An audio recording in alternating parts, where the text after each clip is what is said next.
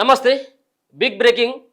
ముఖ్యంగా టీవీకే పార్టీ అధ్యక్షుడైనటువంటి విజయ్ మరోసారి గవర్నర్ కలవడం జరిగింది. గవర్నర్ ఈసారి గ్రీన్ సిగ్నల్ సైతం కూడా ఇవ్వడం జరిగింది. ప్రభుత్వ ఏర్పాటుకి సుముఖంగా ఉన్న మీ బల నిరూపణ చేసుకునేందుకు టైం పీరియడ్ సైతం కూడా వారం రోజులు ఇచ్చినట్టుగా తెలుస్తుంది. సో ఒక పక్కన మొదటిసారిగా 108 సీట్లు వచ్చినటువంటి టీవీకే పార్టీ అధ్యక్షుడైనటువంటి విజయ్ గవర్నర్ కలవడం జరిగింది. సో ఎన్నికల రిజల్ట్స్ వచ్చిన తర్వాత తదుపరి నెక్స్ట్ రోజు కలిసిన తర్వాత ముందుగానే లోక్ భవన్లోనే మీ యొక్క బలం ఎంతో మీరు చెప్పాలి, ఏ పార్టీలు మీకు మద్దతు ఇచ్చినాయి అన్నటువంటి దానిపైన మీరు క్లారిటీతో రావాలి. మీ దగ్గర మద్దతు లేదు కాబట్టి ఎట్టి పరిస్థితుల్లో ఒప్పుకునేదే లేదని చెప్పేసి గవర్నర్ తిరస్కరించడం జరిగింది. సో గవర్నర్ తిరస్కరించిన తర్వాత రకరకాలైనటువంటి ఊహాగానాలు.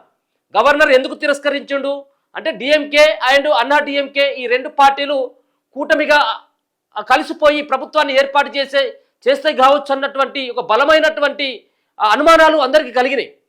కానీ ఈరోజు సైతం కూడా మరోసారి విజయ్ గవర్నర్ దగ్గరికి వెళ్ళి మా దగ్గర సంఖ్యాబలం ఉంది, మేము నిరూపించుకోవడానికి మాకు టైం ఇవ్వండి, 108 స్థానాలు వచ్చినాయి, కాంగ్రెస్ పార్టీ మద్దతు ఇస్తుంది, మిగతా పార్టీలు వామపక్షాలు కావచ్చు, మిగతా వీసీకే పార్టీ లాంటి అవి కూడా మాకు మద్దతు ఇచ్చేటువంటి అవకాశం ఉంటుంది, మేము నిరూపించుకుంటామని చెప్పేసి ఈరోజు మరోసారి గవర్నర్ దగ్గరికి వెళ్ళడం, గవర్నర్ సైతం కూడా సుముఖంగా ఉండడం, మీరు బల నిరూపణ చేసుకునేందుకు మేము టైం ఇస్తా ఉన్నాం, సరే ప్రభుత్వాన్ని ఏర్పాటు చేసుకునేందుకు గవర్నర్ సైతం కూడా అనుమతి ఇవ్వడం జరిగింది. అంటే యాక్చువల్గా ఈరోజే ముఖ్యమంత్రిగా ప్రమాణ స్వీకారం చేయాల్సింది విజయ్, కానీ నిన్న గవర్నర్ ఒప్పుకోకపోవడంతో వాయిదా పడ్డది. సరే ఆయనే రేపు చేస్తాడా ఎల్లుండి చేస్తాడో తెలియదు, కానీ మొత్తానికి మాత్రం గవర్నర్ దగ్గర నుంచి గ్రీన్ సిగ్నల్ అయితే లభించడం జరిగింది.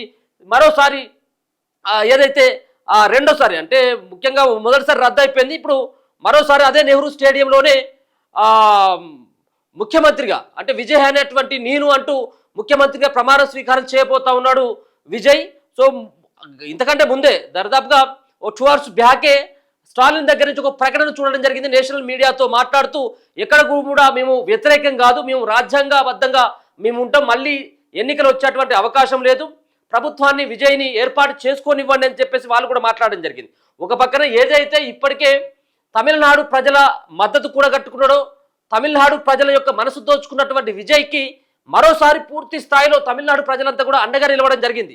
చాలామంది యువత అంతా కూడా రోడ్ల మీదకి రావాలి, జల్లికట్టు ఉద్యమంని ఏ విధంగానైతే మనం తమిళనాడులో చేసినామో మెరీనా బీచ్లో, మరోసారి సైతం కూడా మెరీనా బీచ్లో ఇట్లా అడ్డుకుంటున్నటువంటి ముఖ్యమంత్రిగా కాకుండా అడ్డుకుంటున్నారు విజయ్ని, కాబట్టి మనం అంతా కూడా యువత అంతా కూడా బయటకు వచ్చి మనం ఉద్యమం చేయాల్సినటువంటి అవకాశం మనం తీసుకోవాలని చెప్పేసి వాళ్ళు పెద్ద ఎత్తున సోషల్ మీడియాలో విపరీతమైనటువంటి పోస్టులు పెడతా ఉన్నారు. యువత అంతా కూడా మెరీనా బీచ్ దగ్గర ఒక ఉత్కంఠమైనటువంటి పరిస్థితి ఉన్నది. యువత అంతా కూడా బయటకు వచ్చి డిఎంకే అన్నా డిఎంకే పైన విరుచుకుపడేటువంటి అవకాశం ఉంటుంది రేపు భవిష్యత్తులో. సరే ఏదేమైనప్పటికీ కూడా 108 స్థానాలని తమిళనాడు ప్రజలంతా కూడా ఒకటే పార్టీకి టీవీకే పార్టీకి అండగట్టడం జరిగింది. ఇలాంటి టైంలో కూడా అధికారాన్ని చేపట్టకుండా అడ్డుకున్నట్టయితే ఉంటే భవిష్యత్తులో ఆ పార్టీల యొక్క భవిష్యత్తు ఉండదు, నామరూపాలు లేకుండా అయ్యేటువంటి అవకాశం ఉంటుందని చెప్పేసి గ్రహించినటువంటి స్టాలిన్ సైతం కూడా ప్రకటన విడుదల చేయడం జరిగింది. మేము ఎక్కడ కూడా ఇటువంటి వాటికి వ్యతిరేకం, మాకు అవసరం లేదు, ప్రభుత్వాన్ని ఏర్పాటు చేసుకొనివ్వండి, ప్రజా తీర్పును కూడా మేము గౌరవిస్తూ ఉన్నాం అని చెప్పేసి మాజీ ముఖ్యమంత్రి స్టాలిన్ సైతం కూడా ప్రకటించిండు. తమిళనాడులో రాజ్యాంగ సంక్షోభం కానీ మరోసారి ఎన్నికలను కానీ తాను కోరుకోవడం లేదని సూచనప్రాయంగా వెల్లడించిండు. సో అన్నా డిఎంకేతో పొత్తుపై ప్రచారం జరుగుతున్న నేపథ్యంలో ఈ స్పందన వచ్చింది. సో ఇక్కడ ముఖ్యంగా ప్రజా తీర్పును గౌరవిస్తామన్నటువంటి ఒక అంశాన్ని సైతం కూడా ఆయన చెప్పడం జరిగింది. ప్రజా తీర్పును మేము గౌరవించుకుంటూనే ప్రజా తీర్పును మేము గౌరవిస్తాం, మరోసారి ఎన్నికలకు వచ్చేటువంటి అవకాశం లేదని చెప్పేసి ఆయన పూర్తి స్థాయిలో కూడా చెప్పడం జరిగింది. ఇక ఇప్పుడు నెక్స్ట్ అంతా కూడా రేపు మరి ఎప్పుడు ఉంటుంది ఈయన ప్రమాణ స్వీకారం అనేది చూడాలి, రేపు ఉంటుందా ఎల్లుండి ఉంటుందా అనేది కూడా చూడాలి. సో ముఖ్యంగా కాస్త ఎన్ని రోజుల టైం పీరియడ్లో మీరు నిరూపించుకోవాలన్నటువంటి దానిపైన మన దగ్గర కూడా స్పష్టంగా లేదు, కానీ వారం రోజుల టైం ఇచ్చినట్టుగా కొన్ని ఊహాగానమైనటువంటి వార్తలు అయితే వస్తూ ఉన్నాయి. వారం లోపట్ల ఆయన అసెంబ్లీలోనే ఆయన బల నిరూపణ అంతా కూడా చేసుకోవాలి. అంటే ఎంతమంది బలం ఉన్నది, కావాల్సినటువంటి మ్యాజిక్ ఫిగర్ 118, ఆయన చేతిలో ఉన్నది 107 ప్లస్ కాంగ్రెస్ పార్టీతో కలిస్తే 5తో కలిస్తే 112 మాత్రమే, ఇంకా 6 ఉన్నారు. ఇప్పటికే నిన్న గవర్నర్ తీరు పైన వామపక్షాలు ఏవైతే ఉన్నాయో సిపిఐ సిపిఎంతో పాటు వీసీకే పార్టీ సైతం కూడా గవర్నర్ తీరు పైన మండిపడుతున్నటువంటి పరిస్థితి కనబడ్డది.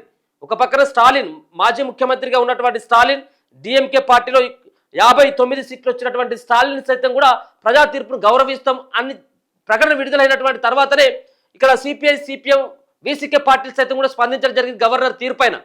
సో నిన్నటి వరకు ఏమున్నది, గవర్నర్ తీర్పైన స్పందించకపోగా మేము డిఎంకే పార్టీతో ఉంటామని చెప్పేసి వాళ్ళు కూడా ప్రకటించడం జరిగింది. సో నెక్స్ట్ ఇప్పుడు కావాల్సినటువంటి మ్యాజిక్ ఫిగర్కి కేవలం 6 సీట్ల దూరంలో ఉన్నాడు CPI CPM and VCK party.